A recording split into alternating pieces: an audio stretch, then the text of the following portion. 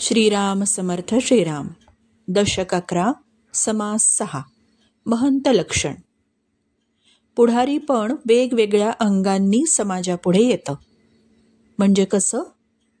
राजकीय पुढारीपण, सामाजिक पुढारीपण, आध्यात्मिक पुढारीपण इत्यादी.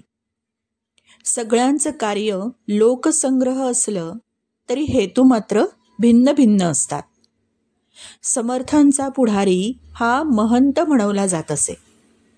समर्थांनी आसेतू हिमाचल हिंडून अखंड हिंदुस्थान पायी घातला हे आपण पूर्वी पाहिलंच आहे.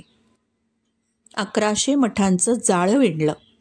संघटनेच्या जोरावर शिष्यांमार्फत लोकजागृतीचं काम आरंभलं. मठांमध्ये रामाची, मारुतीची स्थापना केली आणि महंत नेमले. पूजा अर्चा, वार्षिक उत्सवाची व्यवस्था करून दिली.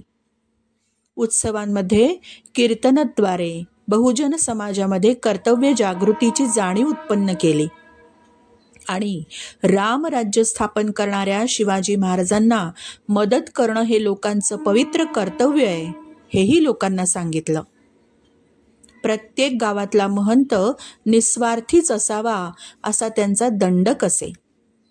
त्या महंतांनी समाजात अतिशय उच्च आदर्श घालून द्यावा, समाजाला सन्मार्गाला लावावं, लोकांचं खरं प्रेम संपादन करावं, महंताचा त्या लोकांना आधार वाटावा असे महंत त्यांनी प्रशिक्षित केले.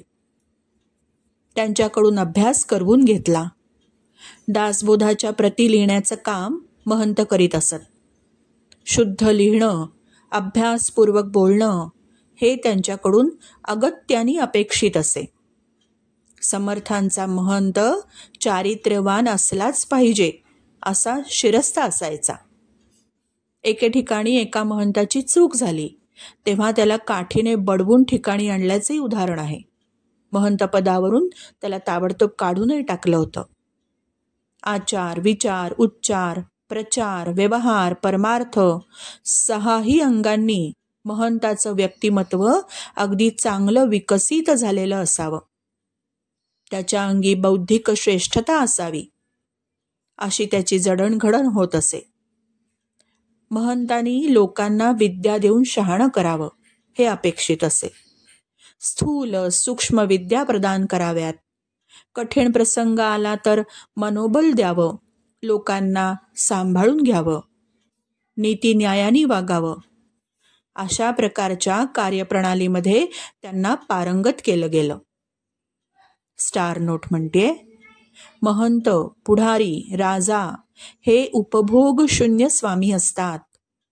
आपण पाहतोच आहोत ना, आपले प्रधानमंत्री प्रधान सेवक म्हणून स्वतःला संबोधतात आणि तसं कामही करतात. श्रीराम समर्थ श्रीराम.